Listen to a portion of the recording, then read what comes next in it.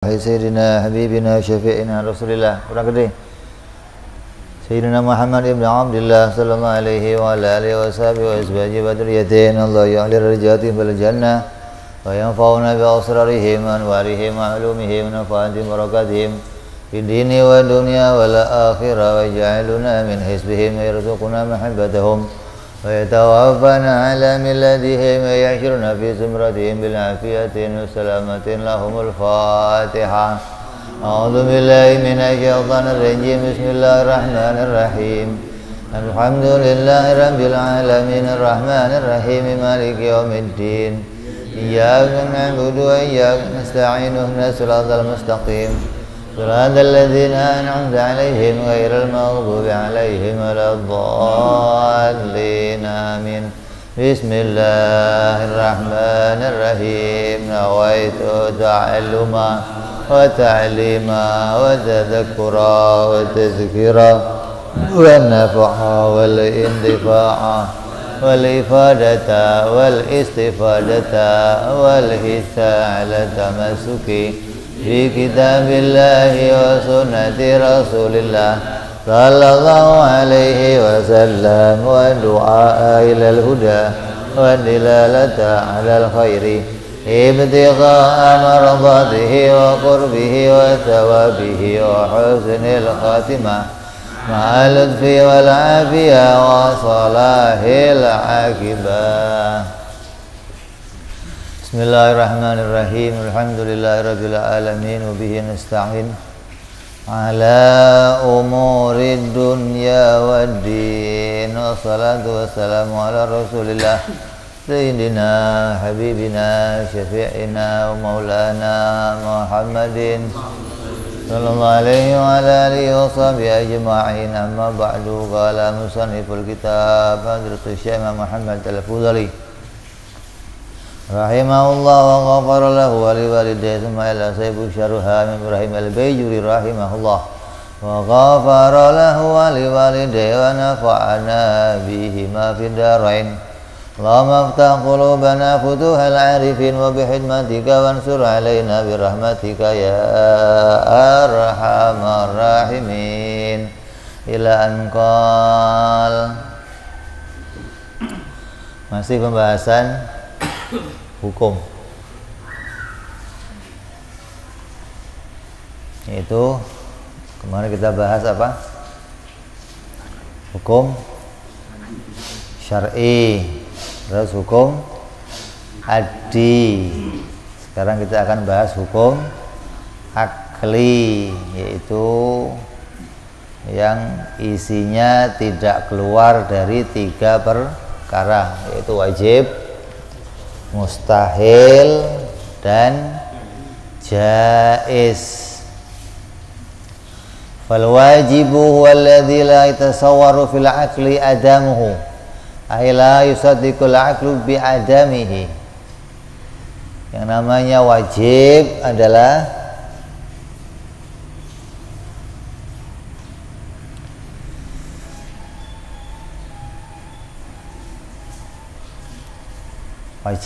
sesuatu yang tidak tergambar di dalam akal tiadanya.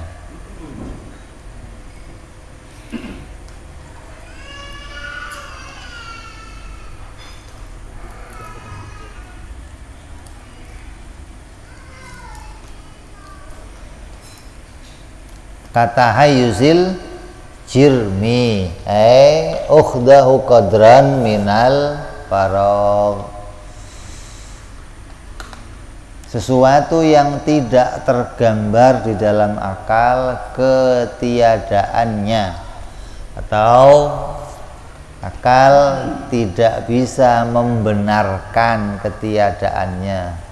Kalau ada orang ngomong ada barang wajib, perkara wajib bisa menerima tiada, itu akal tidak bisa membenarkannya, atau akal tidak bisa menggambarkannya. Seperti contohnya tahayyus bagi ciri menempat bagi sebuah benda. Ukhdahu qadran minal faragh. Atau yang namanya menempat itu apa? Menempat itu adalah tahayyus itu apa? Ukhdahu qadran minal faragh, mengambilnya sesuatu itu seukuran atau secukup ruangan pada dirinya, atau mengambil secukup dirinya pada ruangan kosong, namanya menempat. Ukhdahu qadran minal faragh. Seperti contohnya bola, yang namanya bola atau gelas itu disebut benda. Maka apa yang wajib, apa yang pasti pada sebuah benda itu? Yang pasti pada sebuah benda itu adalah pasti mengambil ruang, pasti mempunyai ruang, atau mempunyai, kalau kita ngomong tempat, orang banyak salah paham, dianggap yang namanya tempat itu gandengan dengan sesuatu, seperti buku di atas meja, dianggap meja ini menjadi tempatnya buku. Maka kalau buku dengan meja ini namanya gandengan adat, ini jaiz justru. Buku di atas meja ini hukumnya jaiz, karena buku itu boleh aja di bawahnya, boleh aja di, itu jaiz. Kalau wajibnya apa? Wajibnya dia punya ruangan seukuran dirinya sendiri, tebelnya sekian. Ini ruangan yang diambil buku ini namanya mengambil ruangan secukup dirinya. Ruangan apa yang diambil? Ruangan yang diciptakan oleh Allah atau ruang yang ditetapkan oleh Allah antara langit dan bumi. Kalau kita ambil gambaran yang mudah, ini bangunan. Bangunan ini ada ruang, di dalam bangunan ini ada ruang, maka semua yang masuk ke dalam bangunan ini pasti mengambil ruang kosong di dalamnya. Saya masukin kursi, kursi itu akan mengambil ruang. Saya masukin lemari, lemari akan mengambil ruang. Saya masukin sepeda, saya masukin motor, maka tiap-tiap yang saya masukkan ke dalamnya akan mengambil ruang kosong yang ada di dalam gedung ini. Maka ketika ruang itu sudah habis terisi oleh benda-benda itu, maka tidak bisa lagi saya masukin benda yang lainnya. Kenapa? Karena ruangan yang sudah terisi oleh satu benda tidak bisa diisi lagi oleh benda yang lain. Jadi tiap-tiap benda itu mengambil ruang pada dirinya sendiri. Dan ruang yang sudah dicukupi, yang sudah ditempati oleh suatu benda tidak bisa ditempati oleh benda yang lain. Kalau kita ambil contoh, umpamanya air.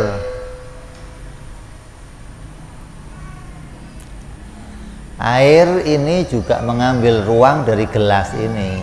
Dalam gelas ini ada ruang kosong. Ketika saya isi air, maka air ini mengambil ruangan. Kalau saya masukkan batu ke dalam gelas ini, yang terjadi apa? Airnya akan naik. Airnya akan, kenapa? Karena yang bawah ruangan itu diisi oleh batu. Ruangan batu dan ruangan air nggak mau menyatu, maka air itu akan naik mencari ruangan yang kosong lainnya, yang bawah diisi oleh batu. Jadi tiap-tiap ruang Tiap-tiap benda itu mengambil ruang secukup dirinya sendiri, yang tidak bisa ruang itu ditempati oleh yang lainnya. Umpamanya saya mau tuker ruangan dengan kamu, nggak bisa. Kalau tuker posisi bisa, namanya tuker posisi, bukan tuker ruangan. Kalau tuker ruangan, buku yang segede gini menjadi se-HP ini, HP ini menjadi sebesar buku ini, nggak bisa. Karena ruangan HP dan buku masing-masing sudah secukup dirinya sendiri. Ini namanya bertempat. Artinya Allah menciptakan sebuah benda itu, maka dia akan menempati atau akan mengisi suatu ruang secukup dirinya sendiri. Maka disebut ruang yang ditempati itu adalah perkara yang wajib. Apabila ada benda yang diciptakan kemudian dia tidak mengisi ruangan, tidak mengisi atau tidak ada ruang secukup dirinya, maka akal tidak bisa menerimanya. Akal tidak bisa membenarkannya. Ada benda nih, tapi dia nggak punya ruangan, dia tidak menempati suatu ruangan, maka itu tidak bisa diterima oleh akal yang sehat. Akal yang sehat akan menolak sebuah benda yang tidak terikat atau tidak mengisi suatu ruangan.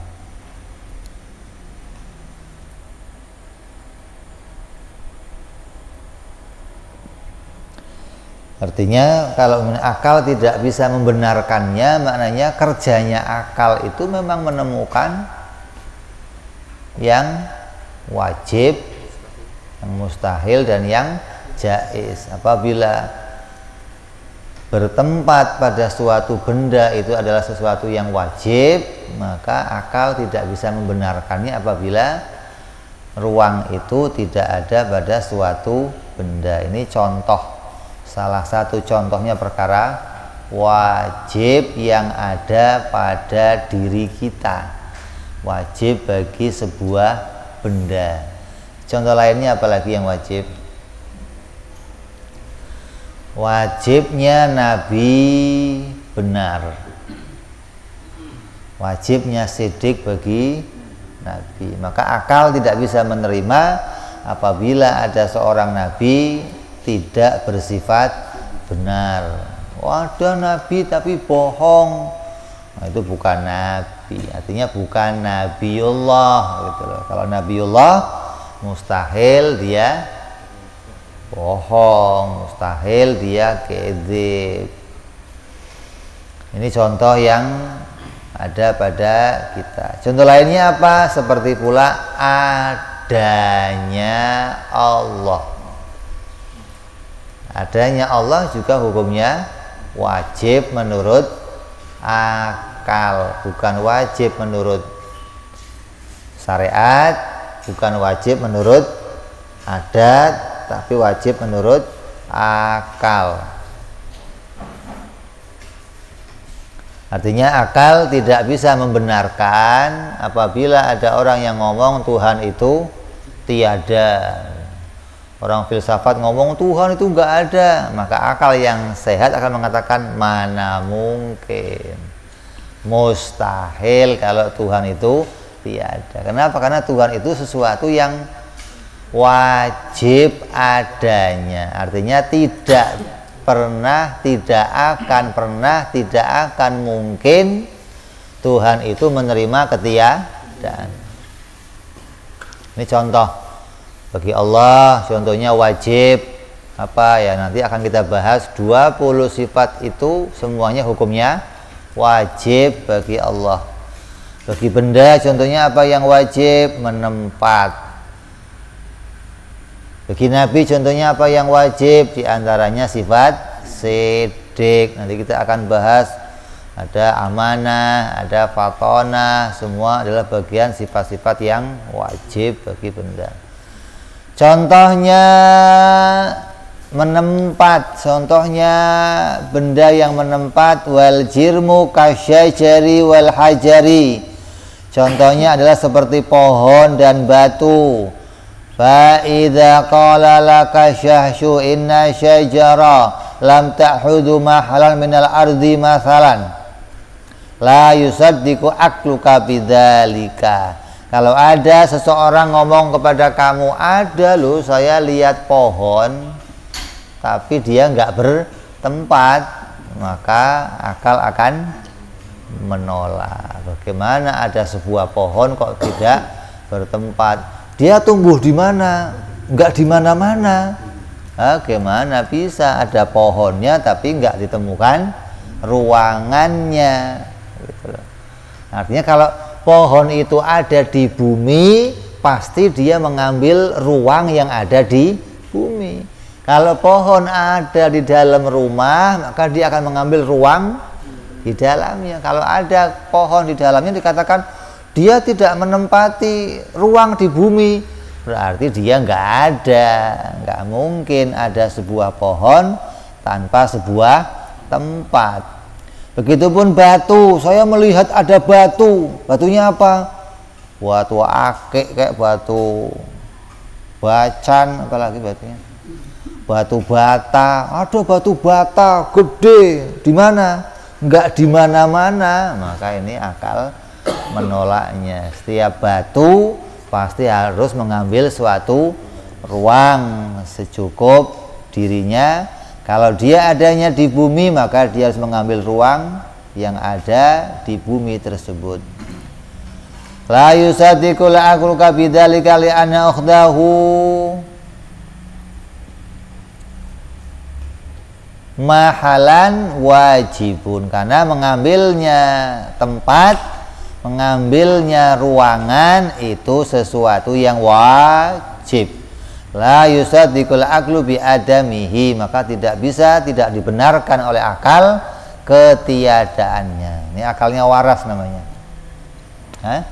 Akalnya waras. Ada yang namanya jirim, ada yang namanya jisim. Kita harus bisa bedain mana jirim, mana jisim. Jirim itu bisa jadi dia dalam keadaan jauhar. Apa itu jauhar?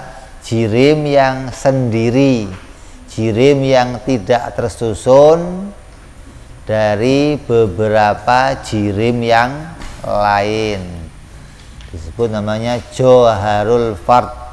Dalam ilmu fisika itu ada namanya jauhar fard.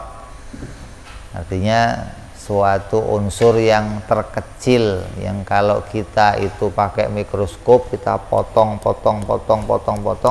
sudah tidak ada lagi alat yang bisa untuk memperkecilnya lagi, maka dianggap dia adalah satu bagian. Maka jirim yang isinya hanya satu bagian, tidak tersusun oleh jirim yang lain, maka disebut namanya dia jauhar.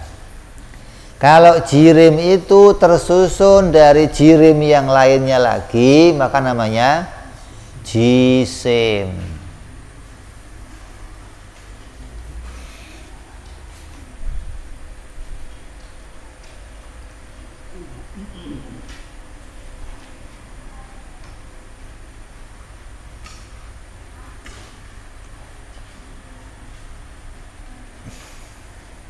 Ada yang mengatakan bahwa jirim itu tersusun dari 3 jauhar. Ada pula yang mengatakan dari 4 jauhar, 6 jauhar, kebanyakan. Kalau jirim tersusun dari 2 jauhar sudah disebut jisim. Namanya sesuatu yang tersusun. 4 jauhar apalagi, 5 jauhar apalagi. Kalau dia sudah tersusun, maka dia disebut sebagai jirim atau jisim. Contohnya siapa? Contohnya kita. Kita ini adalah jisim, sesuatu yang tersusun dari beberapa jirim. Mana jirimnya? Kepala, kaki, tangan, yang semuanya ini adalah susunan-susunan dari beberapa jirim. Artinya kalau mau dipisahkan yaitu namanya johar darah satu susunan, tulang satu susunan, kulit satu susunan. Maka diri kita tersusun dari ada tulang, ada darah, ada kulit, ada daging, ada, maka susunan-susunan ini disebut namanya jisim.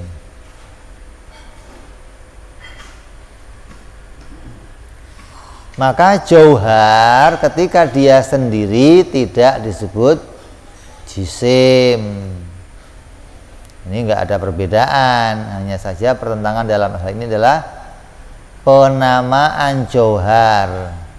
Yang demikian ketika bergabung dengan jauhar yang lain, satu pendapat mengatakan jauhar itu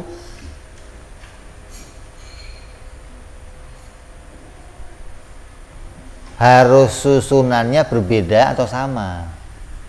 Air, kalau saya ambil, namanya apa? Saya pisahkan sedikit dari sini, namanya apa? Saya ambil lagi, namanya apa? Berarti satu gelas ini susunan berapa air? Hah? Banyak air. Lah, susunan banyak air disebutnya jirim, jisim, apa johar? Ini perbedaannya di sini. Ada yang mengatakan, oh kalau jisim harus berbeda susunannya. Kayak kita ini tulang, kulit, daging, baru disebut jisim, susunan. Ada yang mengatakan, ya mau sama mau beda, kalau dia tersusun dari dua jirim, maka disebut jisim. Jadi boleh kamu katakan jisim itu tersusun dari sesuatu yang sama atau tersusun dari sesuatu yang berbeda. Jadi nggak harus, oh kalau jisim harus beda, kalau masih susunannya sama namanya johar. Enggak, kalau dia sudah tersusun, mau tersusun sesuatu yang sama boleh, tersusun sesuatu yang berbeda juga boleh.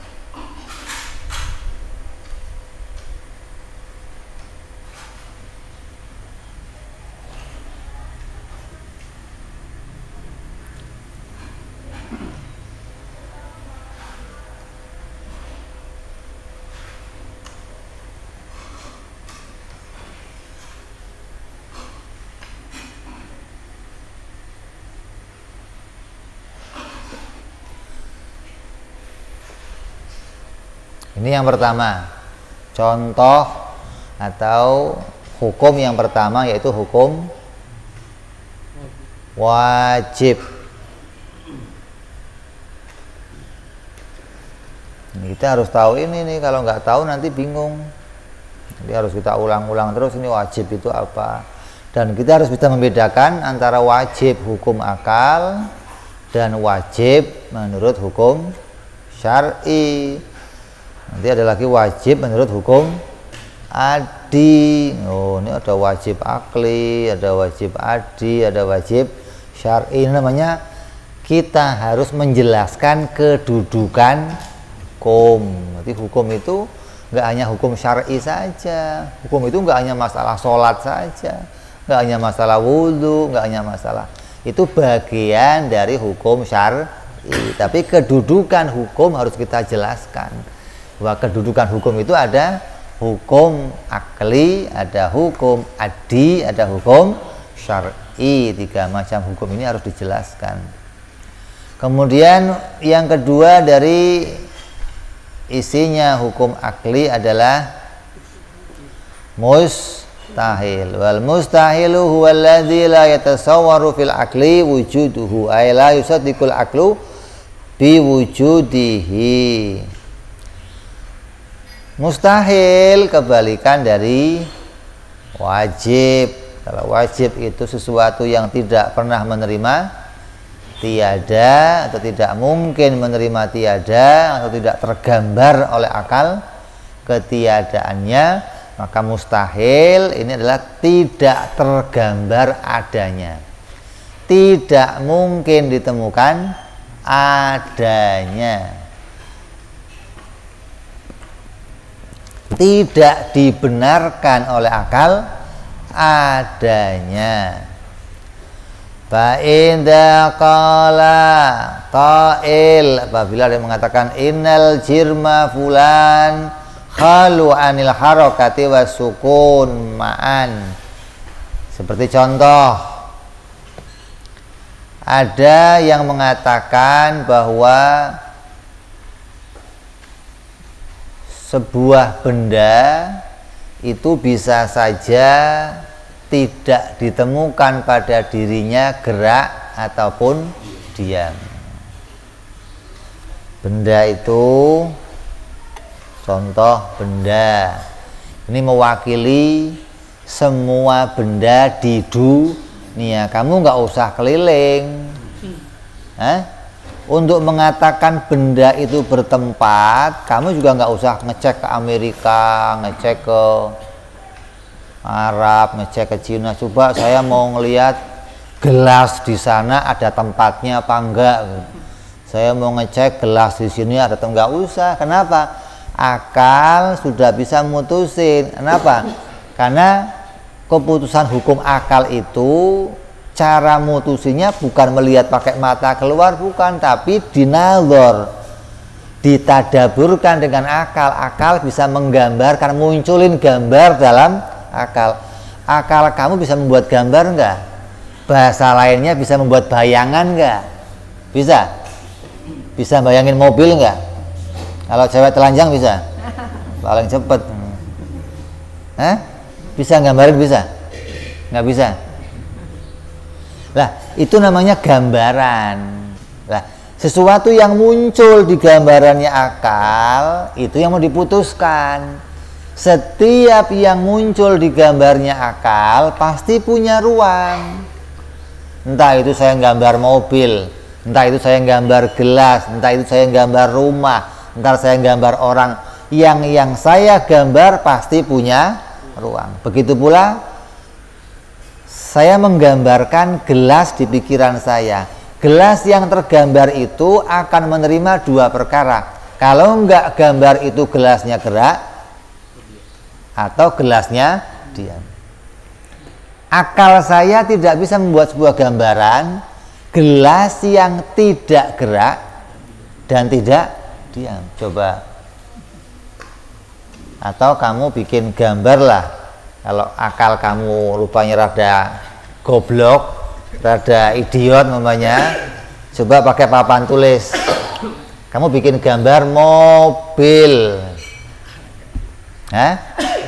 Maka mobil yang kamu gambar pasti punya ruang. Coba gambarkan mobil yang nggak pakai ruangan, coba. Bisa? Gambarkan burung yang nggak pakai ruang. Gambarkan orang yang nggak pakai. Bisa? Setiap apapun yang digambar di ruang, di buku itu atau di papan pasti punya ruang. Begitupun kalau kamu gambarkan mobil, itu pasti menerima dua hal. Kalau nggak gambar itu gerak, maka gambar itu diam. Kalau ada yang mengatakan ada, saya pernah lihat gelas nggak gerak, nggak diam, maka kamu pegang jidatnya. Kalau rada anget, kirim ke Grogol, barangkali bisa diobatin di sana. Tidak diterima oleh akal apabila ada gelas yang tidak gerak dan tidak diam. Ini namanya mustahil.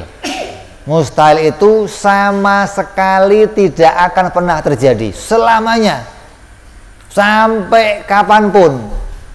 Kalau Tuhan yang bikin bisa nggak bisa, begitu. Mustahil nggak bisa dibikin. Walaupun Tuhan yang bikin, Allah yang bikin, nggak bisa. Kenapa? Karena mustahil itu sesuatu yang tidak akan pernah terjadi. Kalau bisa dibikin, bukan mustahil namanya jaiz, begitu. Kalau mustahil sama sekali tidak akan pernah terjadi. terjadi. Kayak apa contohnya? Allah mengeluarkan kamu dari kerajaannya, bisa? Coba, kamu disuruh keluar sama Allah, kamu keluar dari kerajaan saya. Mau pindah kemana kamu? Hah? Ada kerajaan lain? Hah? Ada?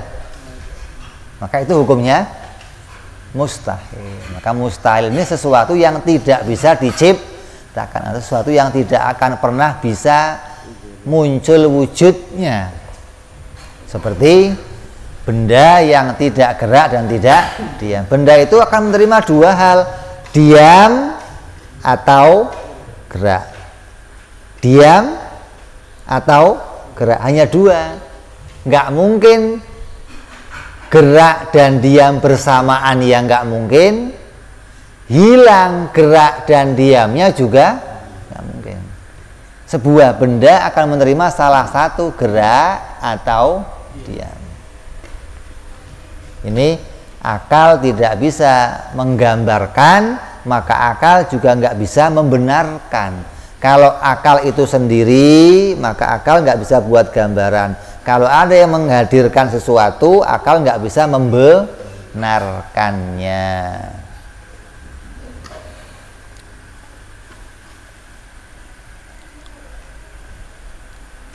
La yusadiqu al-luka bidzalika li'anna khuluhu anil harakati wa sukun mustahilun. Karena kosongnya sebuah benda dari gerak dan diam itu hukumnya mustahil. La yusadiqul aqlu bi wuqu'ihi wujuduhu. Akal tidak bisa membenarkan keberadaan wujudnya suatu benda yang tidak gerak dan tidak diam. Ini seringkali permasalahan ini ditabrak. Orang yang nggak ngerti kedudukan hukum seringkali nabrak masalah ini. Karena orang itu kadang taunya hanya hukum adat saja. Dianggap, oh kalau hukum adat, kalau Allah mau bisa aja. Kalau Allah mau bisa aja. Maka dia nggak ngerti kedudukan hukum. Ini mau udeng-udengnya kayak ban Vespa, sampai miring-miring jalannya, tetap disebut orang gila namanya. Jadi kamu jangan tertipu sama dohirnya pakaian, dohirnya.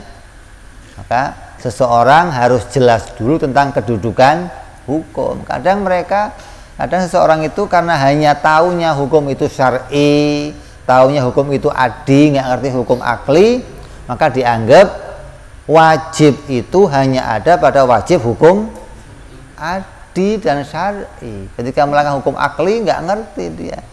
Hukum yang tidak bisa berubah hanya hukum akli, gitu loh. Hukum adi bisa berubah, hukum syar'i bisa berubah. Mana berubahnya hukum syar'i? Wajibnya sholat yang telah memenuhi syarat, memenuhi sabab, bisa hilang wajibnya ketika muncul mane, berubah hukumnya.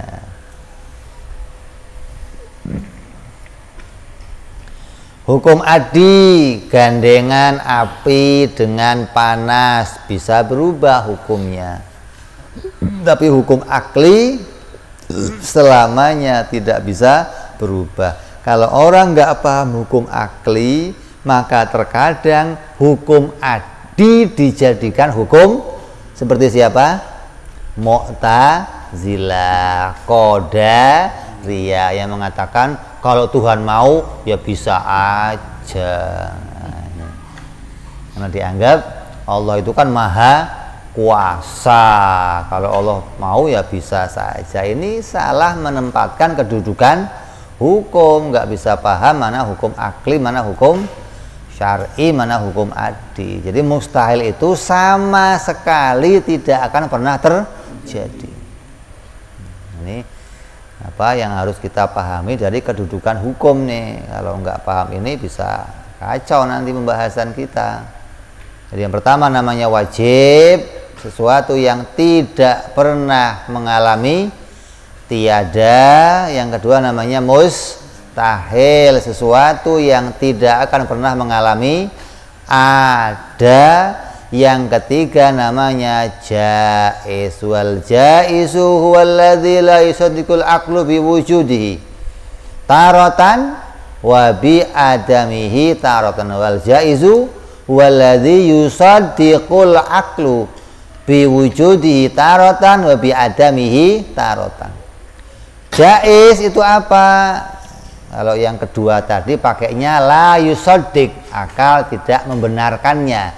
Kalau jaiz, akal membenarkannya, akal bisa menggambarkannya, akal bisa menerima adanya dan tiadanya asalkan bergantian. Kata akal, benda gerak, oh bisa saja ditemu oleh akal ada benda yang bergerak.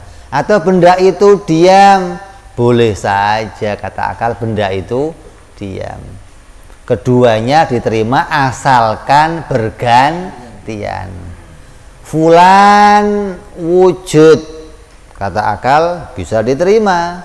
Fulan tiada, maka bisa diterima asal keberadaan ada dan tiadanya secara bergantian. Kawujudi walad li Zaidin wa idza qala qail inna Zaidan lahu walad. Kalau ada yang mengatakan begini, Zaid itu punya anak, oh boleh aja. Atau dia mengatakan Zaid itu kesian, dia mandul nggak punya anak, ya boleh juga. Diterima kalau dia itu bisa punya anak, dan diterima pula kalau Zaid nggak bisa punya anak.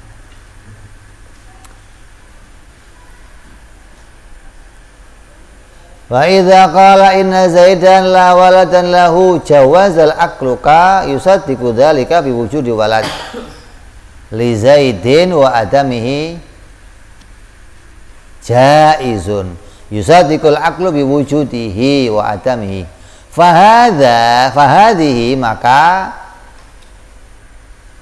apa yang sudah kita bicarakan ini al-aqsamu tsalatsa yatawaqqafu 'alaiha fahmul aqaid. Maka tiga perkara yang sudah kita bicarakan ini tergantung kepadanya semua aqaid yang akan kita bahas. Aqaidnya ada berapa? 50. Yang 50 ini tergantung pada tiga ini. Kenapa? Yang 50 ini nanti akan kita putuskan mana yang wajib, mana yang mustahil, mana yang jaiz. Kalau kamu nggak ngerti tiga ini, mau bahas yang 50 ini ya hanya hafalan saja, wujud, qidam, baqa, tapi nggak bisa mutusin mana yang wajib, mana yang mustahil, dan mana yang jaiz. Makanya sebelum pembahasan ini kita bahas dulu hukum akli, karena pembahasan aqaid tergantung pada pemahaman kita kepada tiga macam hukum tersebut. Fatakunu hadhihi thalatha wajibatun ala kulli mukallafin min dzakarin wa untha. Maka dari inilah mengerti tiga hukum, mengerti hukum akal yang isinya tidak keluar dari tiga perkara itu menjadi wajib. Asalnya sih nggak wajib. Mengerti wajib, mustahil, jaiz bukan satu kewajiban. Tapi ketika kewajiban mengenal 50 akidah tidak bisa lepas dari mengenal wajib, mustahil, jaiz, maka mengenal wajib, mustahil, jaiz hukumnya sekarang menjadi wajib. Seperti apa? Wudhu. Kamu itu nggak harus wudhu, kamu nggak harus punya wudhu. Boleh aja kamu wudhu, boleh juga kamu nggak wudhu. Tapi ketika kamu mau sholat, maka untuk bisa menjadi sah sholat itu kamu harus punya wudhu. Maka sekarang wudhu menjadi wajib karena sholat kamu diwajibkan. Untuk menjadi sahnya sholat itu, maka kamu harus melakukan wudhu. Sama halnya begini, seseorang menyuruh kamu membetulkan genteng, maka untuk naik ke atas genteng itu kamu harus pakai tangga. Maka sekarang ketika membetulkan genteng itu hukumnya wajib, maka berarti ngambil tangganya wajib. Padahal nggak ada perintah ngambil tangga. Adanya perintah apa? Membetulkan genteng.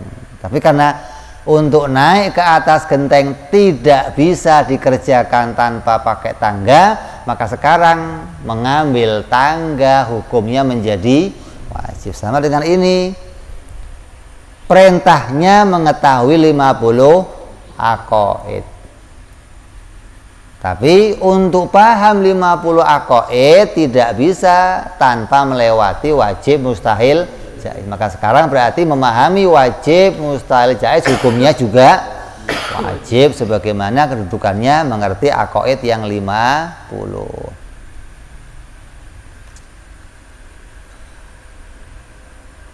Fatakunu hadhihi thalatha wajibatun ala kulli mukallafin min dzakarin wa untha li anna ma yatawaqqafu alaihi wajib yakunu wajiban. Karena apa yang tergantung pada perkara yang wajib, maka jadi hukumnya juga wajib. Balqal Imam Haramain, dan bahkan dikatakan oleh Imam Al-Haramain bahwa inna fahma hadhil thalatha huwa nafsul aqlu. Sungguhnya memahami aqaid yang 50 ini adalah jati dirinya akal. Paham wajib, mustahil, jaiz itu jati dirinya akal. Nafsiyahnya akal, kerja pokoknya akal.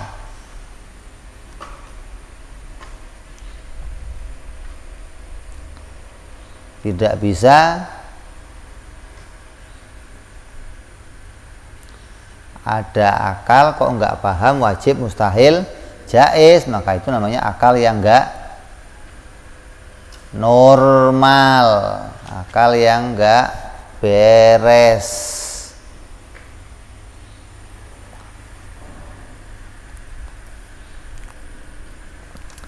Qala Imam Haramain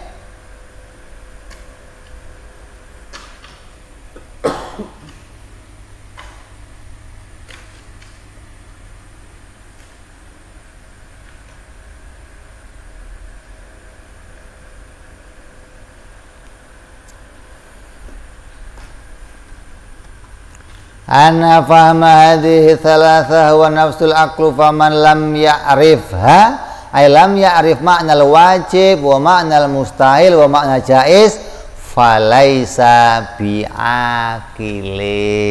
Ini yang kita kemarin bahas ada apa? Gila apa?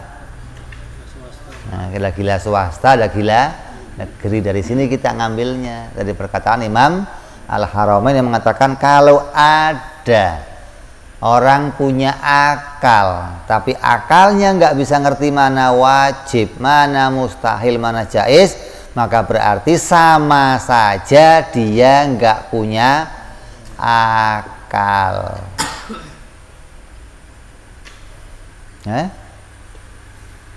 Kalau ada orang punya motor,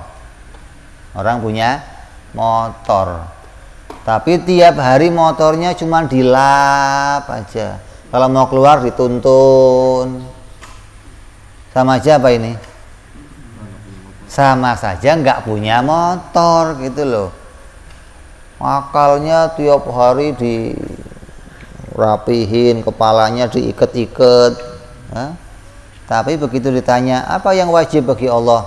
Emang ada yang wajib bagi Allah? Wah, ini sama saja nggak punya akal.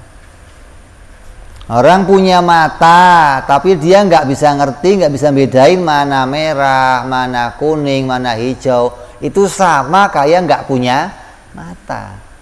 Orang punya hidung, tapi nggak bisa nyium bau, kena corona, namanya nggak ngerti mana bau apa wangi, mana bau asem, mana terasi, nggak bisa bedain, sama saja nggak punya hidung, gitu loh maksudnya. Jadi orang punya akal itu ya bersamaan dengan kerjanya akal. Kerjanya akal apa? Nemu wajib, nemu mustahil, dan nemu jaiz. Ini namanya akal yang normal.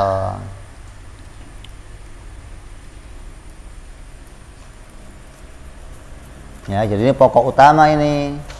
Nah, dikatakan tadi keluar meninggalkan hukum syar'i, jadinya apa? Kafir. Orang kok syar'i mah apa? Gak ada hukum syar'i, jadinya apa? Kafir. Orang mengatakan hukum adi nggak ada, nggak perlu pakai adi-adi, nggak ada gandengan-gandengan, apa yang terjadi? Celaka, bunuh diri, konyol namanya. Orang api panas, nggak ada api panas nih, pegang aja. Jadinya apa? Meninggalkan hukum akli, gila. Jadi 3 hukum ini punya resiko yang berbeda. Enggak satu resiko, enggak. Meninggalkan hukum syar'i kamu jadinya kafir, meninggalkan hukum adi kamu bunuh diri, kamu konyol jadinya, meninggalkan hukum akli gila. Bukan kafir, bukan gila. Kafir itu kalau meninggalkan hukum syar'i. Wajibnya mengenal 50 aqaid yang mewajibkan siapa? Syar'i. Kok kamu tinggalkan? Enggak wajib, jadinya apa? Kafir, karena melanggar hukum syar'i. Lah, meninggalkan memahami mana wajib, mana mustahil, mana jaiz, ini nafsul akli kamu tinggalkan, enggak ada itu wajib, mustahil, jaiz. Kamu sama seperti orang gila. Di mana gilanya? Mengatakan yang wajib jadi jaiz, yang jaiz jadi mustahil, yang mustahil jadi wajib. Ini gila. Tidak menempatkan sesuatu pada tempatnya. Seperti siapa? Mu'tazilah, seperti Qadariyah. Gurunya Imam Asy'ari, bapaknya Imam Asy'ari, bapak angkatnya namanya Ali Al-Jubai, itu seorang hafidhul Quran, seorang ahlul hadis, muridnya ribuan, tapi pemikirannya Mu'tazilah. Kenapa? Nggak bisa menempatkan wajib, mustahil, jaiz. Ibnu Hazm, seorang ulama besar yang karangan buku fikihnya banyak, itu juga gila pikirannya. Kenapa? Karena nggak bisa mutusin mana wajib. Dia mengatakan kalau Tuhan tidak bisa bikin anak, berarti dia lemah. Wah. Berarti dia nggak bisa menempatkan apa? Mana wajib, mana mustahil, mana jaiz. Jadi hati-hati, ini banyak orang yang kelihatannya bicara hukum itu kayak beres, tapi nggak ngerti kedudukan hukum. Banyak ini. Ya, Imam Harwani menjelaskan sangat jelas ini, yang nggak sampai paham wajib, mustahil, jaiz itu falaisa biakilin, maka dia sama saja nggak punya akal. Jadi kamu harus ulang-ulang ini, apa itu wajib, apa itu mustahil, apa itu jaiz. Nanti wajib ada berapa? Oh, ada wajib nadhari, ada wajib dharuri, ada lagi wajib apa?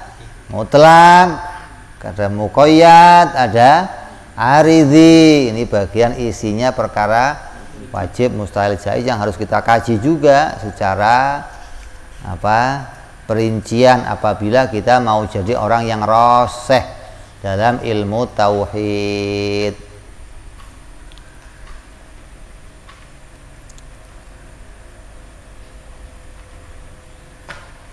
Fa idza qila huna al-qudratu wajibatun lillahi. Maka kalau ada orang yang mengatakan begini, Allah itu wajib kudrat.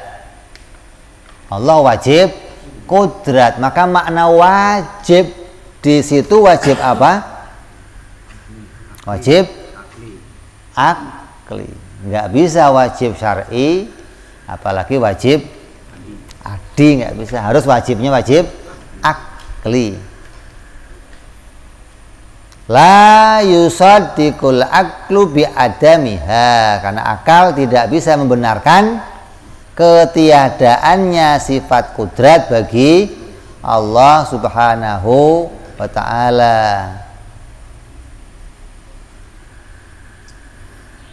Fa idza qila huna al-qudratu wajibatun lillahi kana al-ma'na qudratu lillahi la yusaddiqul aklu bi adamiha li anal wajiba huwa alladhi la yusaddiqul aklu bi adamihi kama taqaddam. Ini pengertian wajib menurut akal. Wa amal wajibu bimakna ma yusabu ala fi'lihi wa yu'aqabu ala tarkihi wa huwa ma'nal akhar laisa muradan fi ilmi tauhid fala yastabih alaikal amru. Adapun wajib yang maknanya kalau kita kerjakan dapat pahala, kalau kita tinggalkan dosa, maka itu bukan wajib dalam pembahasan ilmu tauhid. Wajib Allah bersifat ilmu. Oh, maknanya kalau Allah tahu dapat pahala. Bagaimana? Kalau Allah nggak tahu, dosa gitu, neraka gitu. Itu bukan wajib yang masuk dalam pembahasan ilmu tauhid. Maka kamu jangan sampai tidak bisa membedakan dua hukum itu, antara wajibnya syar'i dan wajibnya akli.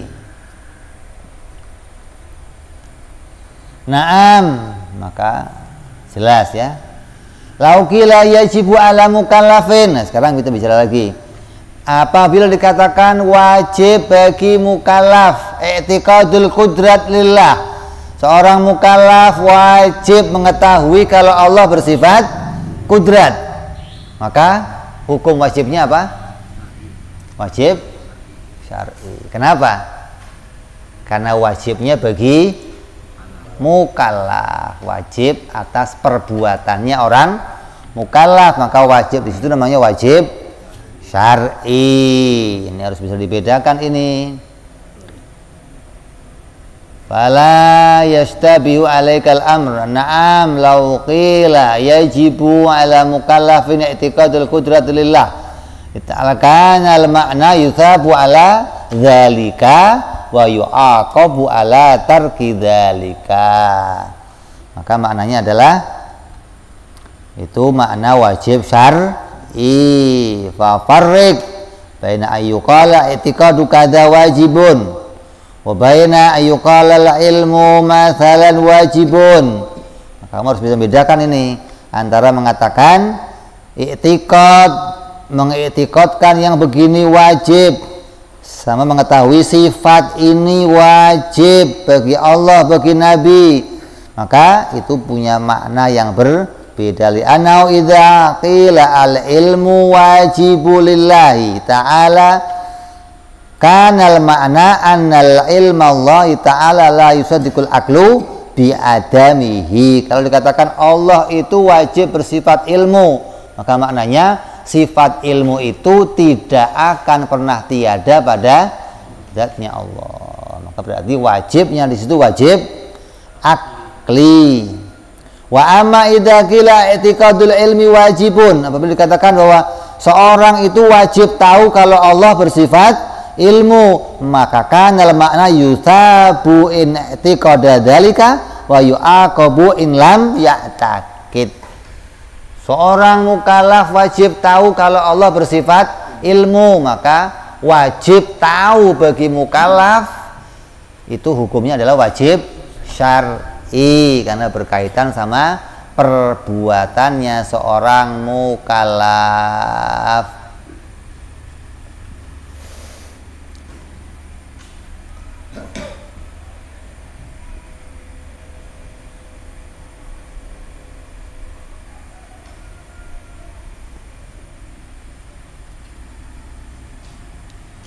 Fakhris al-farqi bainahuma, maka berhati-hatilah, kita harus sangat berhati-hati antara perbedaan keduanya, mana wajib akli, mana wajib syar'i. Ini kedudukan hukum yang jarang orang tahu, yang sekarang jarang dikaji, kedudukan mana hukum akli, mana hukum syar'i. Satu lagi hukum apa? Adi.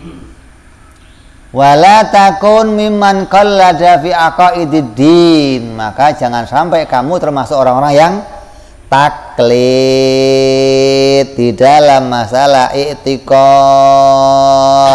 Fayakunu imanuka mukhtalifan fihi fatakhludu finnar indama yaqulu la yakfit taklid. Maka kalau iman kamu sampai diperselisihkan antara iman yang taklid, itu diperselisihkan antara sah atau tidaknya di mana? Di akhirat. Bukan di dunia, bukan. Di dunia sepakat orang taklid itu orang taklid orang Islam, orang iman di dunia. Tapi diperselisihkan nanti di akhirat. Kalau Mu'tazilah diperselisihkan di dunia, adapun di akhirat sepakat kafir, sepakat khulud finnar. Maka hati-hati. Kenapa? Karena kok khulud finnar? Karena dia menolak takdir, menolak salah satu ketetapan bahwa seorang hamba tidak bisa menciptakan satu perbuatan dirinya, bahwa apapun yang muncul dari seorang hamba adalah diciptakan oleh Allah, bukan muncul dari dirinya. Ini ulama sepakat, apabila jadi Mu'tazilah sampai mati, hukumnya di akhirat dia kafir.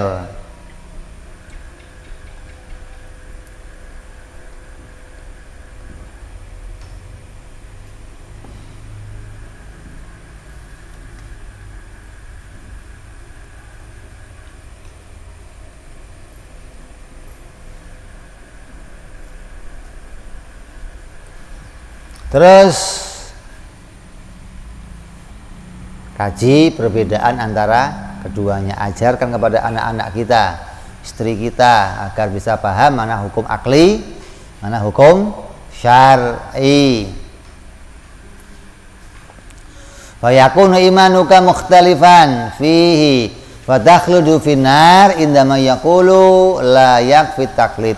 Qala Sanusi, ini saking kerasnya Imam Sanusi sampai dia berpendapat begini kepada orang-orang mutakallimin. Ini kepada ahli mutakallimin, orang-orang yang belajar ilmu kalam. Kata beliau apa? Walaisa yakunu syahsun mu'minan, dan tidak dihitung seorang itu menjadi orang mukmin idza qala ana jazimun bi'tiqad, apabila dia mengatakan aku mantap tentang satu keyakinan. Walau qata'tu qat'an la arji'u an jazmi hadza, walaupun aku dimutilasi, dipotong kecil-kecil, aku nggak akan pernah keluar dari keyakinan ini. Saya tetap akan meyakini Islam agama yang benar. Saya meyakini Nabi Muhammad Nabiullah. Ini apabila dia mengatakan mantap yang seperti itu, tapi kemantapannya didasari dengan taklid, maka tetap imannya diperselisihkan di akhirat. Bala yakunu mu'minan, maka dia tidak bisa disebut mukmin hatta, hingga dia ya'lamu kullu aqaidin min hadil khamsina bidaliliha, hingga dia keluar dari taklid, hingga dia mengerti dalil walaupun ijmal. Yang bagaimana ijmal? yang kalau ditanya apa bukti adanya Allah, jawabnya apa? Wujudul. Walaupun dia nggak ngerti arah pendalilannya, apa dari arah mungkin wujudnya atau dari arah barunya, maka termasuk dia telah keluar dari taklid. Tapi kalau ditanya apa bukti adanya Allah, apa ya? Memang ada Allah? Katanya sih ada. Nah, ini hukumnya apa? Kafir.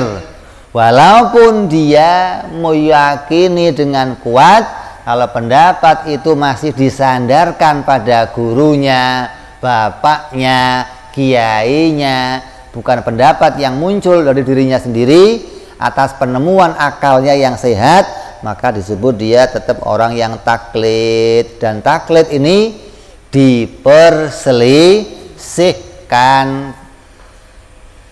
Taklid ini masih menjadi perbincangan antara ulama, antara sah dan tidaknya. Kalau orang yang bijaksana seperti orang-orang ahli fikih itu ngajarin kita jangan mengambil pendapat yang masih khilaf. Cari sebuah amalan yang kamu kerjakan yang diambil dari perkara yang tidak khilaf gitu. Maka orang yang sudah tidak khilaf itu aman karena nggak ada lagi yang menyelisihi pendapat itu. Maka termasuk iman kepada aqaidul khamsin. Kalau kita panggil pendapat yang mengatakan boleh saja taklid, nggak apa-apa, atau mengatakan taklid boleh tapi maksiat, ini masih diperselisihkan dengan yang mengatakan Imam Sanusi mengatakan tidak boleh taklid. Maka yang paling aman adalah orang yang imannya punya dalil, karena dari pendapat mana saja dia tetap diakui sah keimanannya. Walaisa yakunu syahsun mu'minan. Coba enggak sampai seorang itu enggak bisa disebut mukmin kata Imam Sanusi nanti di akhirat, bukan di dunia, bukan, sampai dia keluar dari taklid, sampai dia menjadi orang yang punya dalil.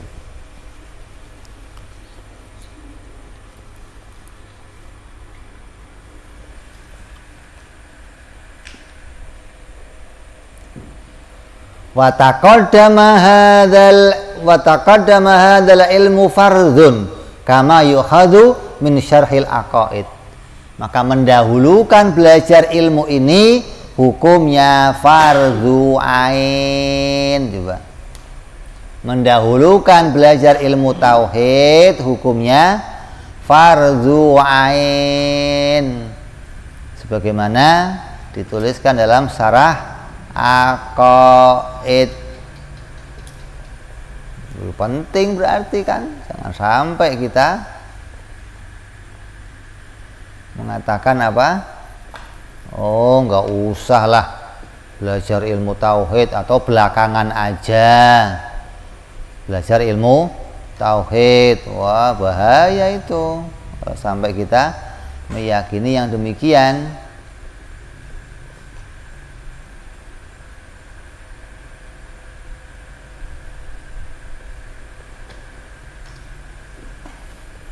Jadi kalau ada orang yang mendahulukan belajar ilmu fikih, gimana hukumnya? Boleh, tapi asal kamu yakin pasti setelah ini saya akan ngaji ilmu tauhid. Jangan sampai nggak usah, cukup fikih aja, nggak usah ngaji ilmu. Wah, ini berbahaya.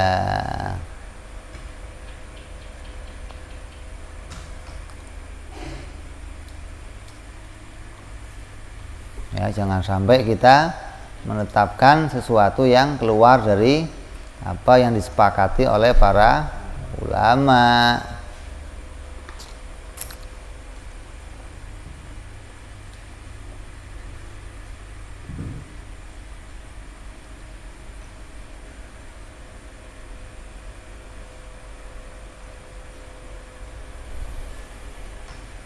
Li'annahu ja'alahu asasan yambani alaihi ghairuhu, karena aqaid yang 50 ini menjadi pokok, menjadi bangunan asal yang mana dia bisa menjadi pondasi membangun sesuatu yang lain di atasnya. Di pokoknya, pokok dasarnya itu terbangunnya dari sini, dari membangun apa? Membangun ilmu akidah, hingga sampai dia bisa nantinya membangun ilmu-ilmu yang lain di atasnya.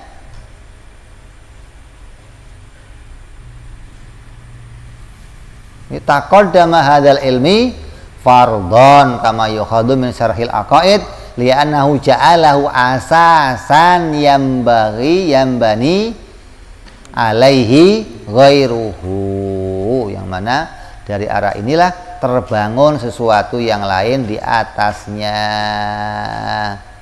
Sampai dikatakan lagi apa oleh Imam Al-Fudhali, fala yasihu hukmu biwudu'i syahsin au salatihi illa idza kana aliman fi hadhil aqaid au jaziman bima alaihi khilaf bidzalika. Maka sampai dikatakan tidak sah wudunya seseorang atau sholatnya seseorang sampai dia mengetahui aqaid ini dengan mantap disertai dengan dalil. Artinya nggak sah nanti di akhirat, nggak ada pahalanya gitu loh. Sholat kamu nggak ada pahalanya di akhirat, wudhu kamu nggak ada pahalanya di akhirat kalau sampai kamu tidak mengetahui tentang aqaid yang 50. Makanya dulu ditanyakan berapa rukunnya wudhu? Rukunnya wudhu berapa? 56. Yang 50 aqaid jadi dasarnya, 6 rukun wudhunya gitu loh. Kalau cuma 6 nggak pakai dasar ini, nggak sah wudhu kamu gitu loh. Jadi rukunnya wudhu berapa? 56 gitu. Karena dasarnya adalah aqaid.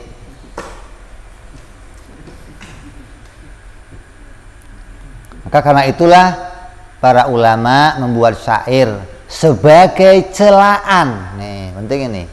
Terhadap orang yang sibuk ngurusin ilmu fikih sebelum sibuk ngurusin ilmu akidah. Katakan apa? Ayyuhal mubtadi litalabil ilman kullu ilmin abdun li ilmil kalam yatlubul fiqhu kaitu sahih hukman thumma falta manzilatal ahkam. Hei orang-orang yang baru belajar hukum, hendaklah engkau menuntut ilmu seperti ilmu, sebagaimana ilmu itu adalah yang kamu pentingkan adalah ilmu kalam. Dahulukan ilmu tersebut. Kenapa? Engkau belajar ilmu fikih agar engkau bisa mengetahui sah batalnya suatu hukum, tapi engkau melalaikan kedudukan hukum.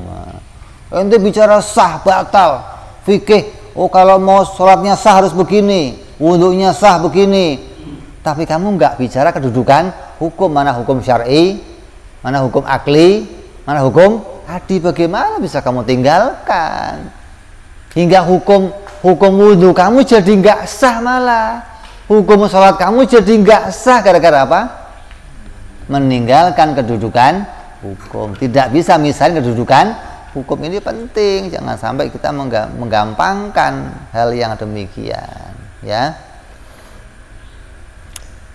Fa idza qila al-ajzu mustahilun alaihi ta'ala. Kemudian lanjut lagi, apabila dikatakan al-ajzu, lemah itu mustahil bagi Allah, maka maksudnya annal ajzu, sungguhnya yang namanya lemah, annal ajza la yusaddiqul aqlu bi wuqu'ihi lillahi ta'ala wa wujudihi. Maka yang namanya ajz itu tidak dibenarkan oleh akal adanya bagi Allah.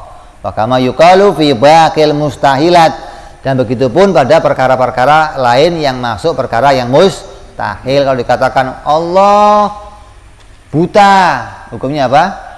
Mustahil. Maka mustahil di situ maknanya adalah makna hukum akli. Harus dipahami ini. Wa idza qila razaqallahu Zaidan bidinarin yuqalu, kalau dikatakan lagi Allah menjadikan Zaid menjadi orang kaya, hukumnya apa? Jaiz.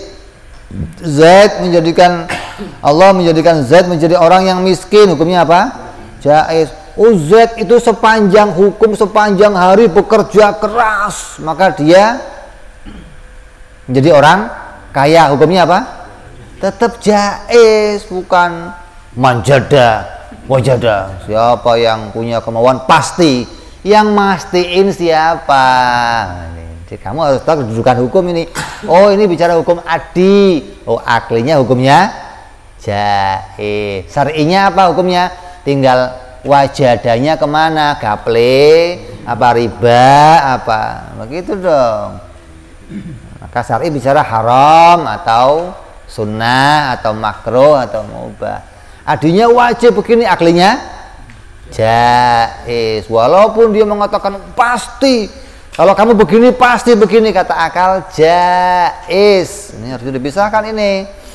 Kanal makna anna dzalika yusaddiqul aqlu biwujudihi taratan wa bi adamihi taratan ukhra. Wal nadkuruhu lakal aqaidul hamsin mujmalatan qabla dzikriha mufassalatan. Maka hendaklah kami akan menyebutkan kepada kamu nanti 50 aqaid secara ijmal sebelum kami sebutkan secara tafsil.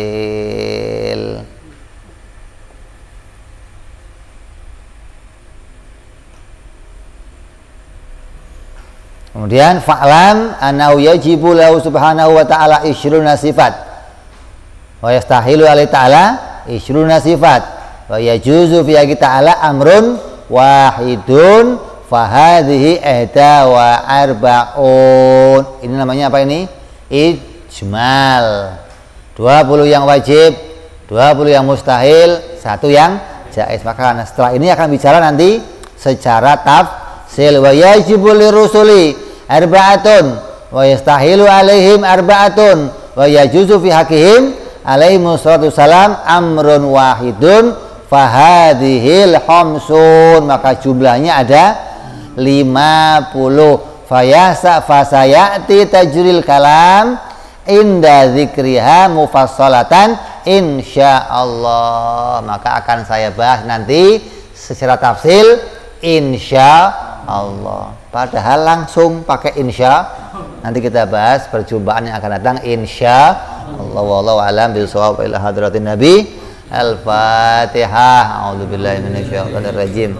Bismillahirrahmanirrahim. Alhamdulillahirabbil alamin arrahmanir rahim maliki yaumiddin. Iyyaka na'budu wa iyyaka nasta'in ihdinas siratal mustaqim siratal ladzina an'amta 'alaihim ghairil maghdubi 'alaihim waladdallin. Amin.